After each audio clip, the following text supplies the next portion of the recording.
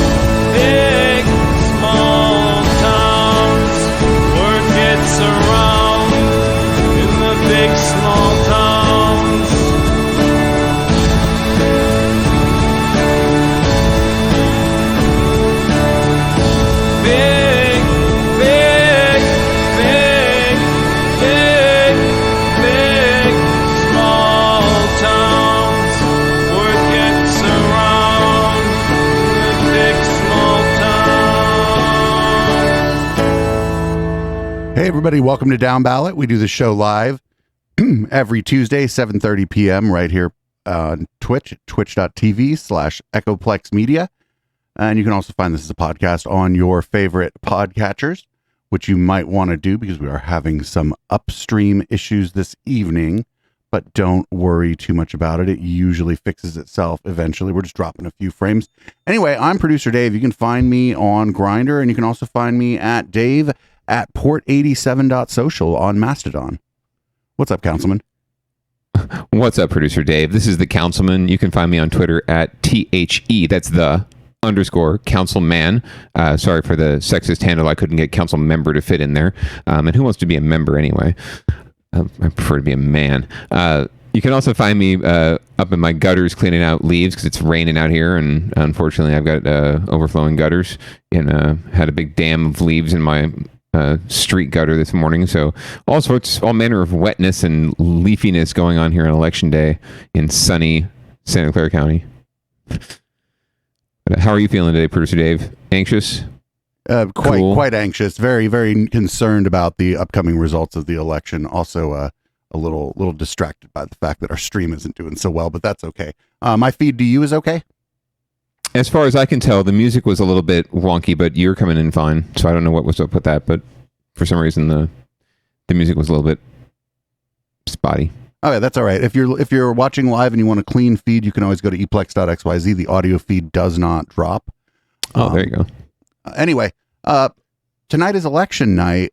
Looks like things went the other way in Florida so far. That's what I noticed. Things aren't going so well there for the Democrats. It's more of a fundamental trend, if you will, in Florida. It used to be a bellwether state, and not too long ago it was a bellwether state, and Democrats could win there. And if you just take the governor's race alone, and Charlie Crist, who was a former Republican, who's a fairly conservative Democrat, running for governor, a known commodity, someone who's got a name in the state, and he's just not getting. He's getting his. In electoral terms, he's getting his butt handed to him. It does not bode well long term for Democrats. In Miami-Dade County, I heard, which is usually a stronghold for Democrats because of really high, Latino, Cuban populations. They're trending the other way. In fact, it looks like the Latino voters there are trending more conservative. So it may be that Florida is not going to be winnable for some time for Democrats, and they're going to have to get used to that fact and maybe invest their resources elsewhere. Like Georgia, perhaps. Yeah, we'll see. Chat was telling me that it looks like Florida was going the other way, but that the rest of the country is going to pretty much stay as it was. I don't know if I believe that, but we'll see how it goes. The people in chat don't lie. They just like anybody else, sometimes they get things wrong. I'd say nationally speaking, I'm a little anxious, but as long as if the Democrats can manage to hold even the thinnest of margins like they have already in the Senate, I'm okay with losing the House and having to listen to Joe Biden impeachment hearings for the next 2 years. As long as we don't lose judicial appointing authority in the Senate, that's really critical. And I think we're only going to find out over the next 2 decades how painful the 4 years of Trump were, because he managed to get a ton more appointments in there than Democrats were able to during previous years. So we've got a judicial system that's full of lifetime appointees that are a lot of Trump appointees. So I don't think we're going to know the pain of what that's caused for a long time. So we need to hold on to that authority as long as we can. Definitely. So, but that's the national race. So yeah, we have like a regular down ballot show, probably a little bit of a truncated regular down ballot show before we go into our election night coverage.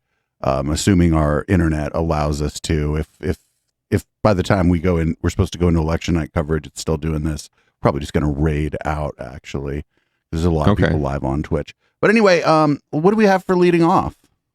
Well, if you'll recall, Producer Dave, when we did a sort of a deeper dive and watched a mayoral candidate forum a couple weeks ago from San Jose, you pointed out that you expected Andrew Yang or some of his ilk to endorse Matt Mahan, our tech bro candidate. Well, it turns out, and thanks to relationships, that's what Cindy Chavez is all about, he ended up going the other way in the race, and we've got this video to prove it. Hey everyone, Andrew Yang here. Make sure and get out to vote on Tuesday for the next mayor of San Jose, Cindy Chavez. She's going to work for you. Oh, bad move, Cindy. Bad move. I mean, there was nothing going to make me vote for Matt Mahan, but bad move for I don't think that was a good move at all on her part. Hey, at this point, I think they're both, but especially she are trying to build coalitions out of whatever patchwork quilt that they can to get enough votes to win. It's going to be a very tight race tonight, more than likely. I could see Mahan winning by a decent chunk, or it's just going to be really tight, and I just think it's going to be really tight. And they're both pandering to as many groups as you can possibly hope. They can possibly hope. To try to build that patchwork quilt and build enough votes to win. But we'll see who comes out on top, and we'll see how they govern at the end of the day too, because I don't think either one of them is going to govern like they've campaigned.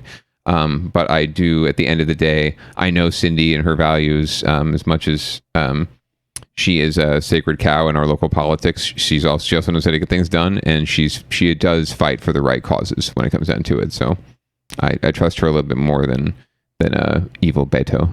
Yeah, that's one of the races we're kind of going to be looking at later tonight. In theory, like we're really kind of interested to see what happens there, because the polling in like local races is generally pretty bad, and so we don't really have any idea like what's going on over there.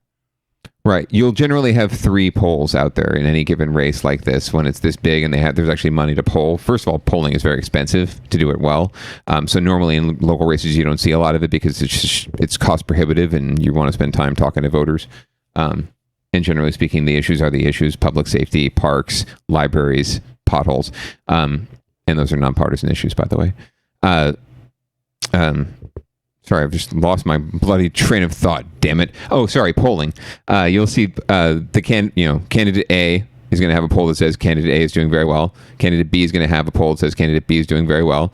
And then one of the independent groups, independent expenditures, will have a poll that's saying, oh, it's really tight, so give us more money so that we can put our candidate over the top. Right? That's generally the 3 types of polls you see, and that's exactly what you're seeing in this mayor's race.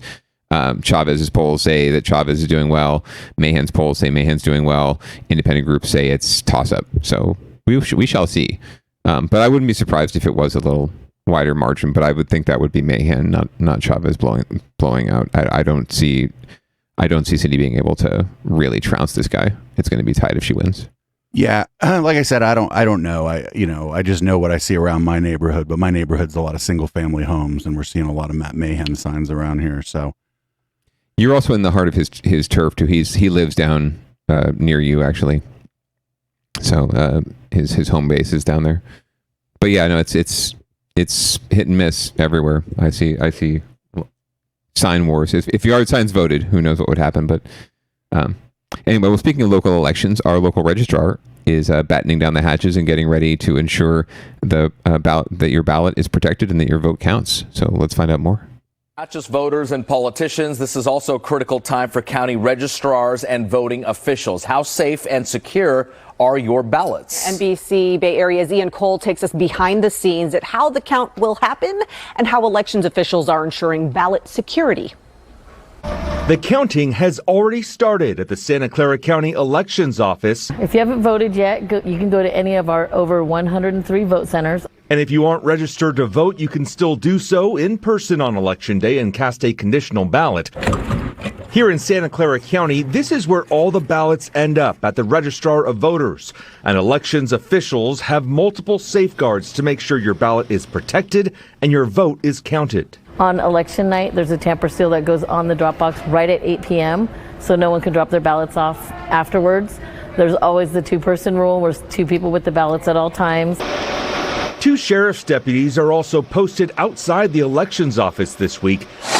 The ballots first go into the sorting room, where machines scan and record each ballot's ID number and verify your signature. Volunteers flatten the ballots and prepare them for the count. Only about 10 county employees in the entire building are allowed inside the ballot counting room, and when they want to access this door to go inside, a supervisor has to use their key card to let them in. Once inside, a team of 2 feed the ballots into a counting machine. Overall, those machines can read up to 90,000 ballot cards per hour. While the county has been counting early voter ballots for days, during off hours, all the ballots are locked in cages under 24-hour video surveillance. If they're not opening and flattening them, it goes behind a cage that's locked. If they're about to count them and they're all ready for the counting machine, that gets locked. They're observing the process. In Alameda County, officials are adding a high-tech element to their security and transparency plan. They launched a live stream to allow anyone to observe the ballot counting process on their website. They're one of a few counties in the state to do it. We understand the need for observing and the ability for our voters to be able to know that we are processing their votes properly. The first results from the counting machines will only be released Tuesday after the polls close at 8 p.m. In the South Bay, Ian Cole, NBC Bay Area News. Those cameras that they put in those like counting stations are going to be like a field day for conspiracy theorists. I'm sure, and they'll just pour over them and run some deep fakes on them too. It's sad that even in Santa Clara County that our registrar has to have deputies posted at the door that they have to go to these lengths to explain to people how safe and secure the vote is. But it is absolutely necessary.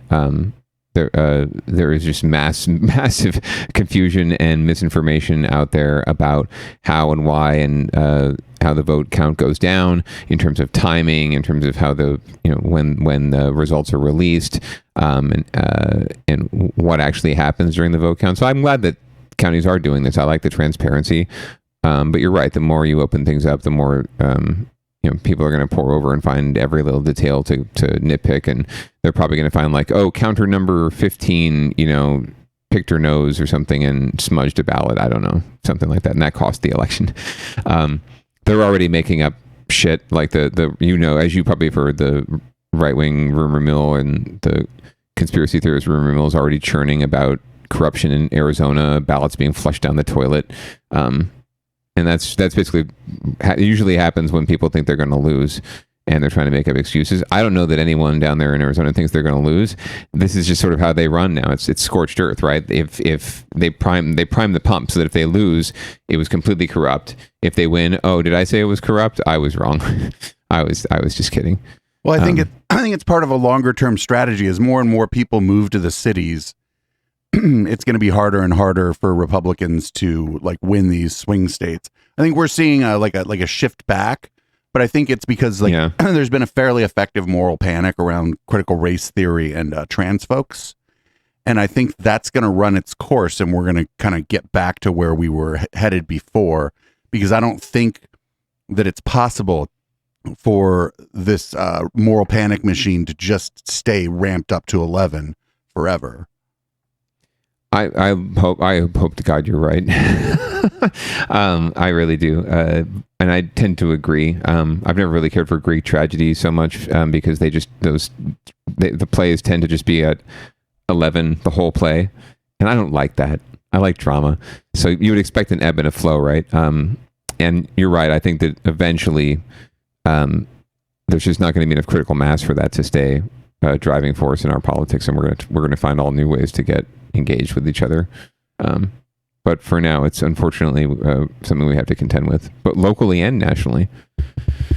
But that's the election. We'll get to some results later on in about 12 minutes or so. We'll start to see first posted results from our local and California elections. So we'll see a little bit more then. But for now, do you want to dip into the winners and losers a little bit for this week? This time, the person who lost, the loser, is the person we were rooting to lose in the first story. So I just want to kind of put a pin in that so that people kind of acknowledge that for the first time in quite some time in winners and losers, the person who's the loser is the person we were hoping would lose. Correct. It's really refreshing when that happens, because usually it's the winners are the losers and the losers are the winners, and that's kind of what winners and losers is all about. So this is the exception that proves the rule. In the South Bay now, the longtime sheriff is guilty. The 24-year reign of Lori Smith as Santa Clara County Sheriff ended in political disgrace. Today, a jury found her guilty on all 6 civil counts of corruption and misconduct. NBC Bay Area's Robert Honda joins us now from the courthouse in San Jose with the details. Robert. Well, Raj, we may not hear directly from the former sheriff anytime soon, since she reportedly left the courtroom in tears and declined to comment after the verdict. But her legal problems may not be over yet. Lori Smith was fairly upbeat outside the San Jose courthouse in the early days when the trial started in September based on grand jury charges made last year, but that changed in the weeks ahead. Smith tried to preempt this verdict by resigning her post as sheriff on Monday, but the judge rejected that motion yesterday. Yeah, that's the dumbest thing ever. We talked about that last week, right? How she's like, but what do you mean? I did all these crimes, but then I quit the job where I did the crimes. Those aren't crimes anymore. Right. I'm hoping she's not upset about the verdict because she thought she was going to get away with it. I hope she's upset because she feels bad about it. But yeah, crocodile tears. Yeah, she didn't. At no point did I really see her show any contrition for having done even just something illegal, whether or not she thought it was wrong. Yeah, acknowledgement or contrition or any of it. Smith was found guilty of 6 civil charges, mainly related to showing favoritism in handing out concealed weapons permits to generous campaign donors, as well as accepting gifts such as a suite at a Sharks game. One count of misconduct had to do with her not cooperating with an investigation into an inmate who was severely injured while being transported to jail. A San Mateo County judge was brought in, as well as San Francisco prosecutors, to avoid a conflict of interest. Local DA Jeff Rosen said today's verdict doesn't end the legal fight for Smith and others. Well, we have obtained criminal indictments against the former number 2 in the sheriff's office, as well as a high-ranking captain and many other prominent individuals for engaging in a conspiracy to commit bribery. Those trials will take place sometime next year. Legal analyst Dean Johnson says the verdict will have far-reaching implications. I think public officials are going to be much more careful about following the rules, especially when safety is involved. Dean Johnson. Sheriff Smith, we might very well see a criminal indictment down the road. She, of course, will never be able to hold public office again. And, of course, that might not be her only punishment, since she could still face future criminal charges. And despite her resignation, the judge is expected to officially end her reign as sheriff when she returns to court in about 2 weeks. Live in San Jose, Robert Honda, NBC Bay Area News. God, what just a horrible, like from the beginning of this story, like whoever was advising her and she herself just handled this in such a poor way. Yeah, and sadly, I know her political consultant too. It's a long fall. It's a long fall. Yeah, I don't know what to say other than, we'll see what the next chapter holds. But it's unfortunate and sad. It's always sad, frankly, when no matter what happened, when public servants end up in this space, and not sad for them necessarily, because they should have been better. But we hold elected officials and law enforcement especially to a higher standard and a higher moral standard, and we should. And there's so much distrust already in government and in our institutions, and especially our law enforcement institutions right now. This is not helpful. Shit like this is not helpful. It just layers on what people already believe, that the whole system is corrupt. And there are bad people. There are definitely corrupt people in the system. The system itself is corruptible, right? But the system itself is not corrupt. But incidents like this, just cause more people to tune out and just lack trust. And it's not that we need to trust blindly, but we do need to have some sort of, I don't know if you agree, but we need to have some sort of, I feel, trust between the governed and the governing. Otherwise, the covenant just doesn't really work. It's just like a marriage, any marriage. Well, I just don't understand. Like, it seemed like from the drop on this case, the fucking jig was up. Like, you know what I'm saying? Well, yeah, but when you've been the sheriff or when you've been in an elected office for more than 2 decades, there's a lot of ego to it, and you're just going to hold that as long as you can. You almost so kind of feel invincible in a way. She has faced challenges before. She had controversies before. It was just the accumulation of all of them that really caused this, I think. But she had withstood political fire in the past, so I think she probably figured she would just outlast this, and just didn't happen. Well, but this was, I don't know what her problems were before, but this is like, I don't know, it just seemed like she was like dead to rights from the very drop on this. Like, why didn't she immediately, like, if she wanted to save face, like, couldn't she, like, what I would have done or what I would advise someone to do, and I should probably be a political advisor maybe, would be like, hey, listen, the person under me is fired. They've broken the law, and it appears that I too am culpable, and here is my resignation. So then, like, you're not, because the person who was right below her has a criminal indictment, right? So the first thing you do is can them. Maybe just can them and then try to ride it out. Well, I think they already left anyway and resigned. But at the end of the day, the previous stuff that she did was actually probably worse in terms of just negligence in the jails leading to deaths of inmates, right? And severe injuries of inmates. And on multiple occasions, there were 3 different occasions. The board of supervisors had already voted no competence in her last year, right? But this is all non-criminal and non-civil. It wasn't actionable in court. She was just doing a very bad job, right? For which case the election is the recourse. So everyone just figured, she'd just go to try to get reelected this year. And if all of this stuff accumulated and just took her down, then so be it. But it just turns out that the bribery in this kind of scandal is actually actionable, and there's a legal aspect to it. So she was able to be brought into court finally, and that was probably the straw that broke the camel's back, was that a courtroom was going to say you are guilty of some shit.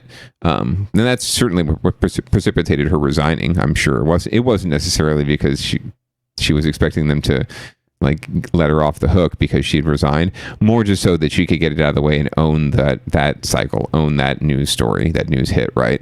And go out on her own terms, as her political consultant put it. But like I said, I've always said you'd be a great political consultant, so you should hang a shingle sometime, as they say. Maybe. I think I'd be more better as one of the political consultants that you pretend you don't know. Well, those are the ones that make all the good money, and those are the ones that actually do all the work, frankly. The best political consultants, nobody knows. Mm-hmm. I'll say that much. Or at least they know who they are, but they don't know what races they're working on at any given time. Right. I keep seeing you around everywhere, but I have no idea what you're doing. And I'd be like, yes, right. Absolutely. Good to see you again. Right. Exactly. You have my card if you ever, you ever need somebody to not know where I'm working and I'm working for you. So speaking of troubled executives or troubled directors of local law enforcement agencies, we've got another story here coming up with a loser who might be a loser for good reasons, but we'll see. We yet to be determined. Vallejo Police Chief Shawnee Williams abruptly resigned today, and his change comes amid harsh criticism from the police union, which previously issued a vote of no confidence. KTVU investigative reporter Brooks DeRose has a look at the outgoing chief's reign and his attempts to reform that police department. I, Shawnee Williams. After 3 years with the city of Vallejo, Police Chief Shawnee Williams is leaving. His resignation official Friday, saying, "My time with the city of Vallejo has been rewarding both professionally and personally. I arrived at the city during a challenging and controversial period in the city's history." From a high number of people officers have killed to a badge-bending scandal to mark fatal shootings, Williams was tasked with reforming policies, increasing training and accountability.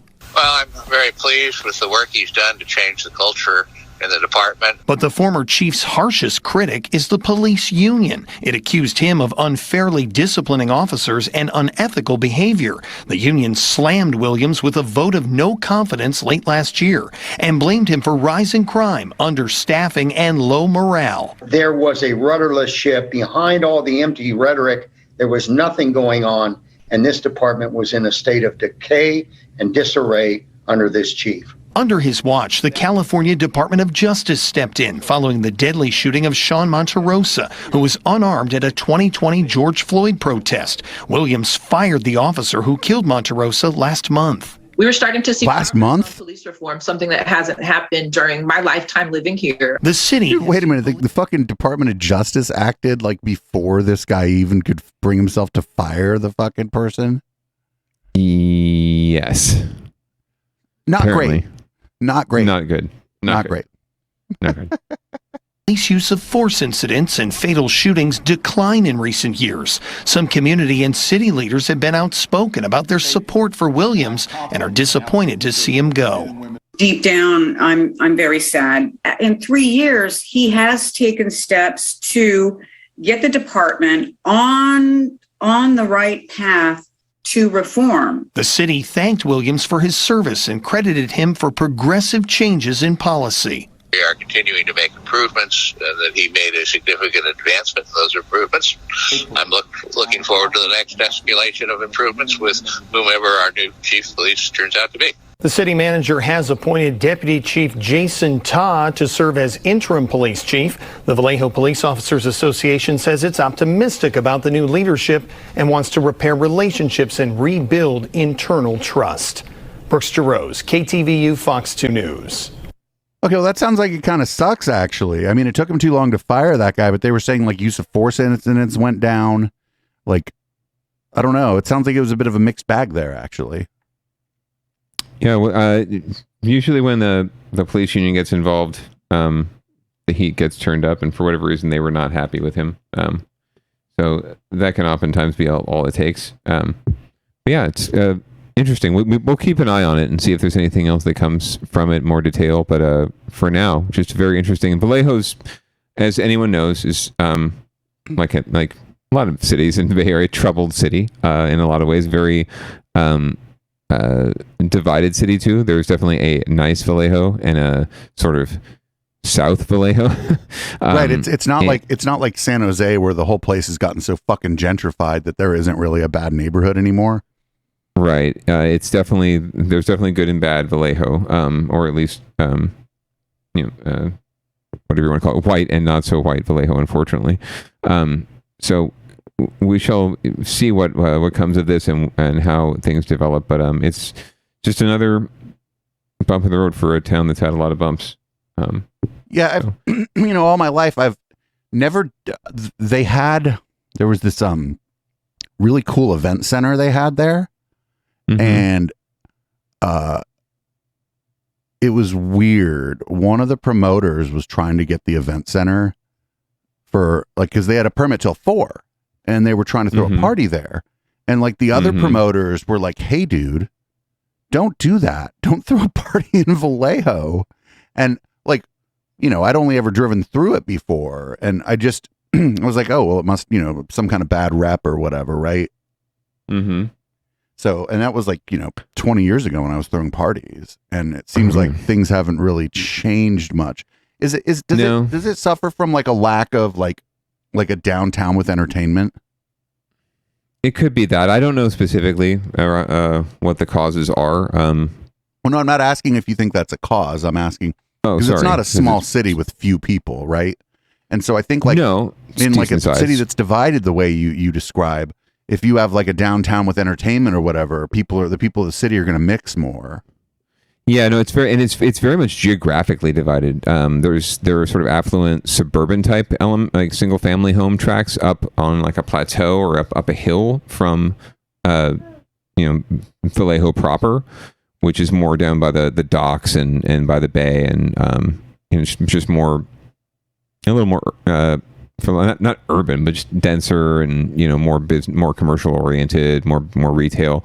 But there is. I don't know that there is a downtown Vallejo. I'm guessing there is. I haven't necessarily been there, but driving through, it seems like a lot of the same and not a whole lot going on. I remember, wasn't Marine World Africa or whatever USA there at one point or another, or some. So I'm sure that probably has caused a damper on their local economy and tax base. Funny enough, where the event center was at the same place that Marine World was. It wasn't. Yeah. So it was. I don't know if it was on the exact same property, but it was like there because it was like on Marine World Drive or some shit. Like, well, if I had to guess, then I would say that probably put a pretty good damper on the local economy when they shut down, or at least changed their locale. I forget if they moved or if they shut down, but anyway, I don't know that Vallejo's really come back as a destination, right? I think if you're from Vallejo, you're in Vallejo, and no one really goes there unless they're visiting friends. So again, we'll keep an eye on it. Just like we keep an eye on we try to keep an eye on stories because local news does a horrible job of it. But we piece the tea leaves together at some point for you. Speaking of which, I wanted to do a quick hit on this one. You might be covering it already on the Sunday show, but since it's local and we've been covering it here, a real quick hit on Elizabeth Holmes and Theranos. Back again. We also have some more breaking news just coming into our newsroom. A federal judge is denying Theranos founder Elizabeth Holmes' motion for a new trial. Our Scott Budman just got the courtroom documents. He tweeted out that update. Holmes' sentencing is still scheduled for November 18th.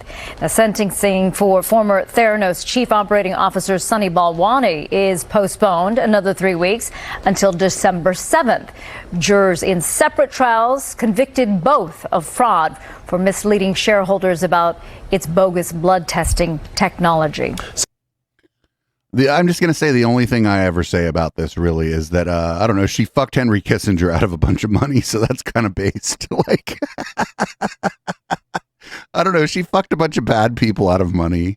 Like, It's not the worst thing you could do, right? Yeah, no.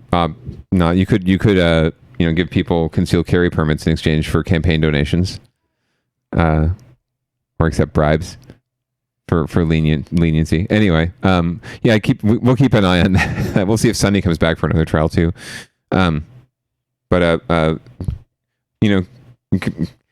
Happy to see Henry Kissinger and other big shots get bilked out of their money, and also happy to see that this lady is getting probably what she deserves at the end of the day. It would be great to see Henry Kissinger go to jail, but at least he's out of some money. I hope she doesn't have to give him back his money. That'd suck. Well, that's a good question. This is not the civil case, right? So this is just a criminal case. So he can certainly press civil charges now and probably recoup, but I don't know if she still has the money. That's the thing. No. He'd be waiting a long time. It would be one of those things where he's just, they could liquidate everything she had and they wouldn't pay him and other investors back. So they could press the charges and they could pay attorneys to do it. But is it worth it? Probably not, because you're just not going to recoup the money at the end of the day anyway. You'd feel good about it. Well, speaking of not recouping, can you believe it? I think maybe Zuck has some sort of Elon Musk envy or something.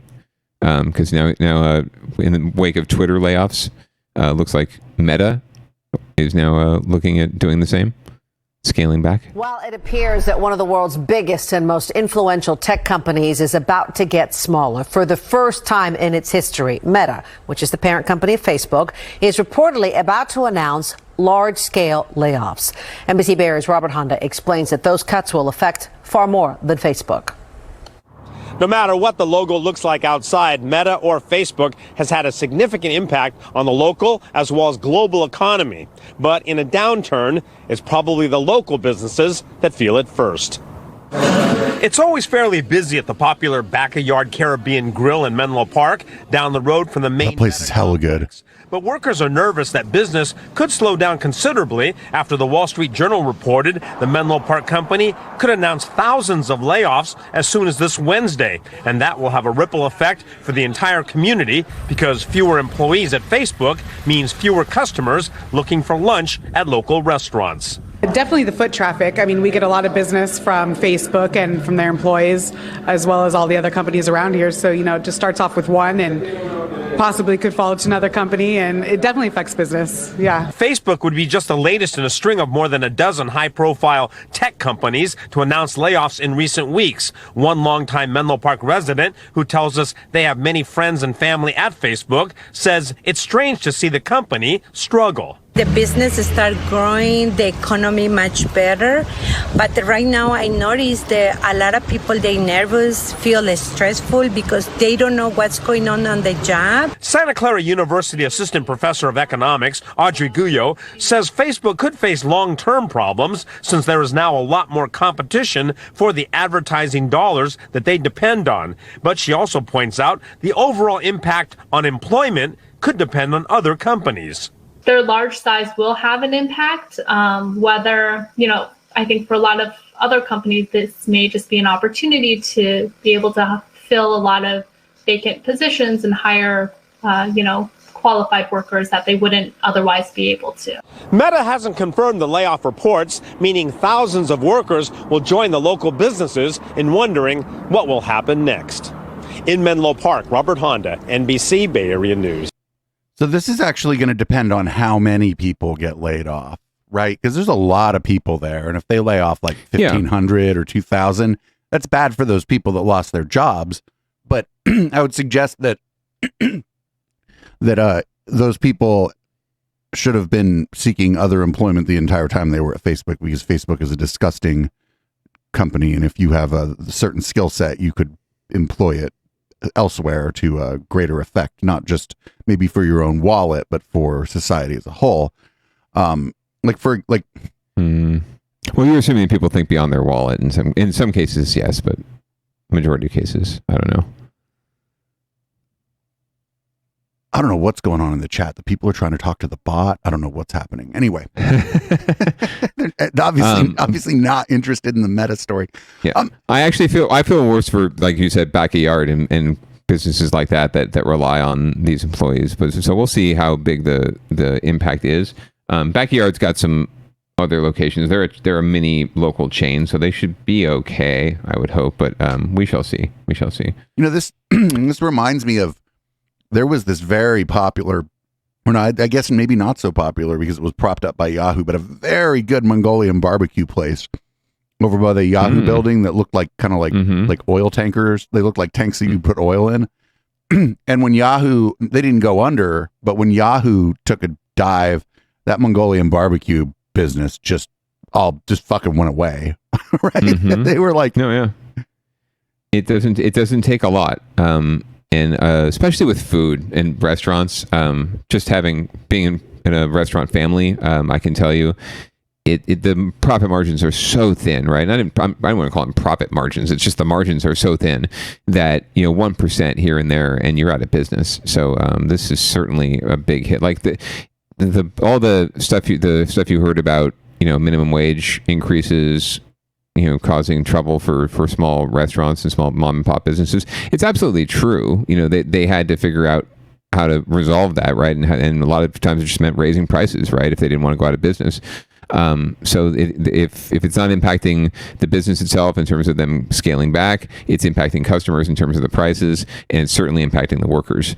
And the people who get paid by these businesses and then spend that money directly back into the local economy, because none of those folks are, storing up wealth, right, and saving up for the future. They're all just spending what they make just to survive, right? So that's also another hit to the economy, because they're going to go out to, the local McDonald's or the local whatever with their family to eat, and that's more tax revenue that we're missing out on, because they're going to save that money now and stay home and figure something else out, or just not eat, unfortunately. Yeah, the other thing is where Facebook's located is a little bit different than where a lot of the other tech companies are located. So maybe they'll have more impact because there aren't so many other similar businesses in the neighborhood versus like North First Street.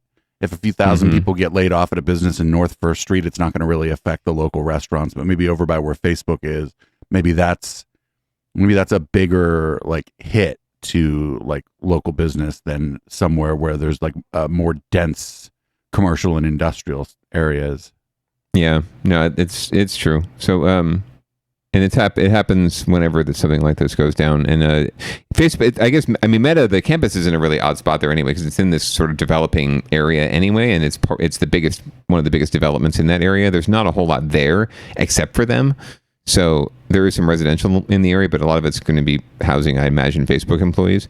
So it's a really self-contained kind of a space. So if anything happens in that universe, in that sub-universe, it really just has a massive impact right there.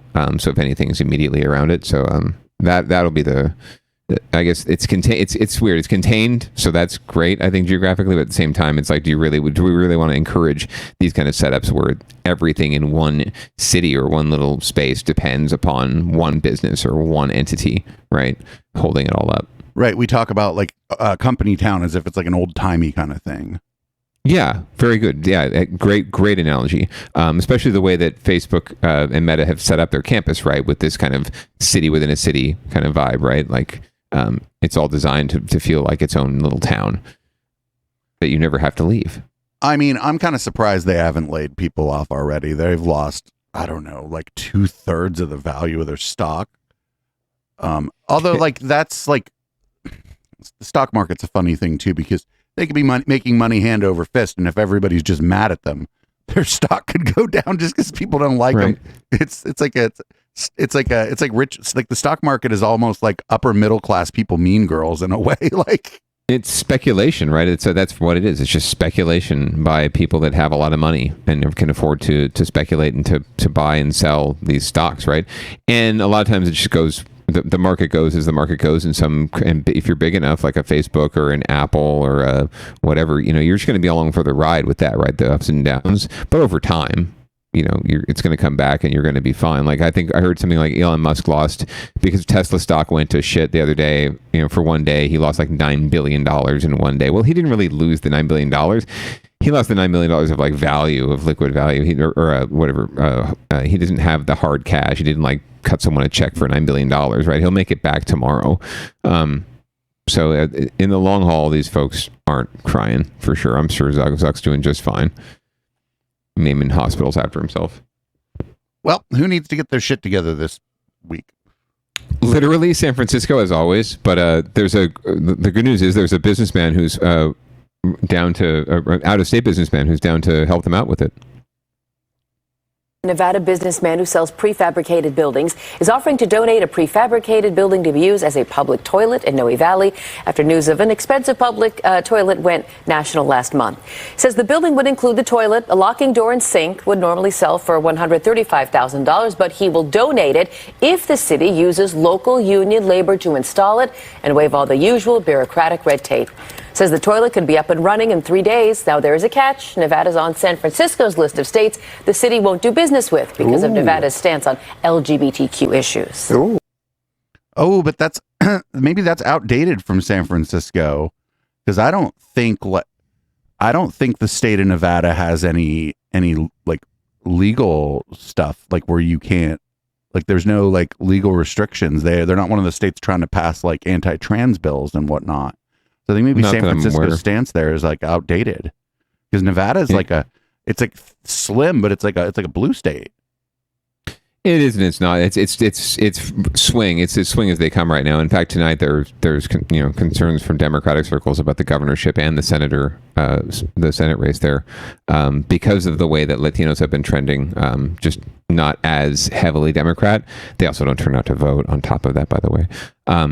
So it's just the way that the numbers have been moving. It's concerning for Democrats. So we'll see what happens, but it's certainly still a very swingy state. I don't know that, I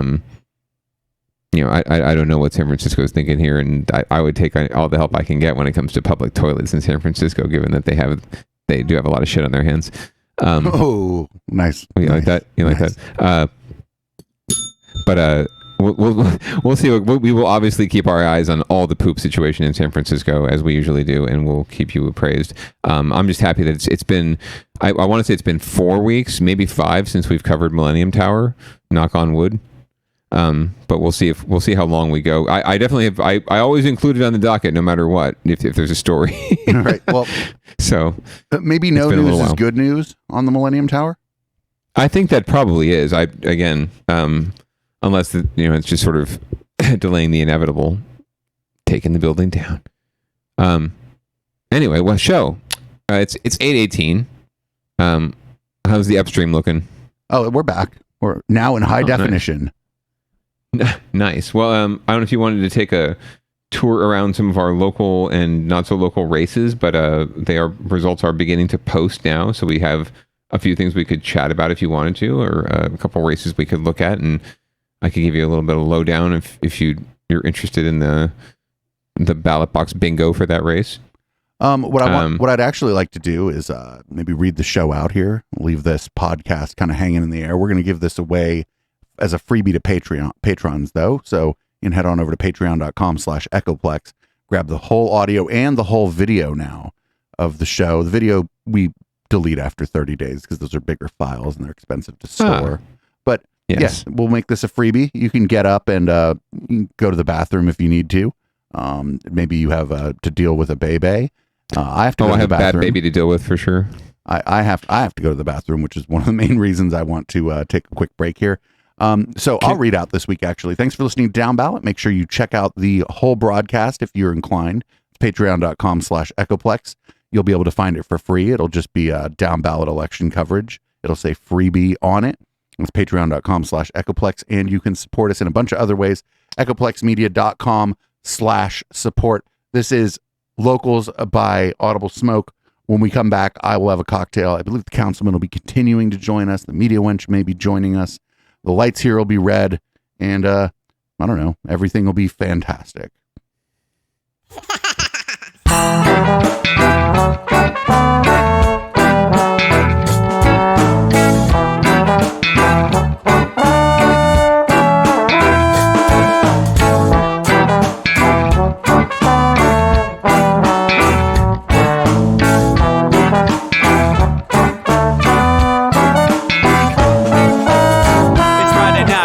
Time to get the party started. Pick up my phone just to check and see who's calling. dress up real nice for the ladies at the bar, and I'm driving in my car just to get to where they are.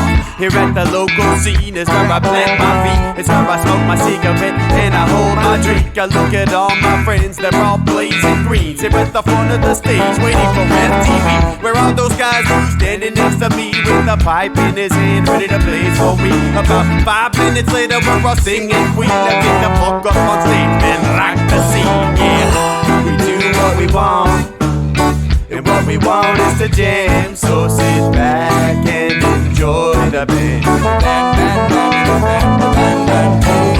We do what we want, and what we want is to jam. So sit back and enjoy the band. Enjoy that band.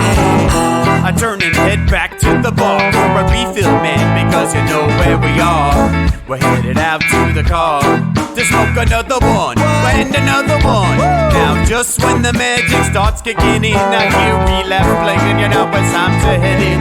Alright everybody, now it's time to grab a new drink, spark it if you got it, and then pass it to me. Yeah, we do what we want, and what we want is to jam. So sit back and enjoy the band. We do what we want to do, and what we want is to jam. So sit back and enjoy the band. Enjoy that band. Last up on the bill for the show tonight is Down and Dirty at 5, so we're headed outside to spark up another joint. Now who's got my lighter? Stoner E, of course, shouldn't you be inside? I'm all up in this bitch, being who I gotta be. I'm fucked up like the U.S. economy. The truth is that I don't think logically. Stoner E take you on a psychedelic odyssey. Now inside motherfuckers is rocking me, and outside shit we smoke a lot of broccoli. Rocky the roller, yo, that sexy girl be jocking me. Ain't too drunk to fuck, but I'll probably do it sloppily. We do what we want to do, and what we want is to jam. So sit back and enjoy the band. Enjoy the band, enjoy the band. We do what we want to do, and what we want is to jam. So sit back and enjoy the band. Molly say that he like jamming, and he hope he like jamming too. Well, I gotta say, thank you, Bob, we do. Yes, I gotta say, thank you, Bob, we do. Well, Bob Marley said that he like jamming, and he hope he like jamming too. Well, I gotta say, thank you, Bob, we do. Yes, I gotta say, thank you, Bob, we do.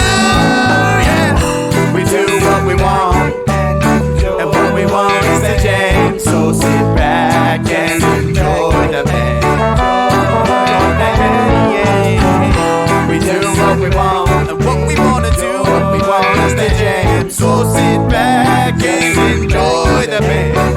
Enjoy that band. We do what we want to do, what we want is to jam. So sit back and enjoy the band. Enjoy that band. We do what we want, and what we want is to jam. So sit back and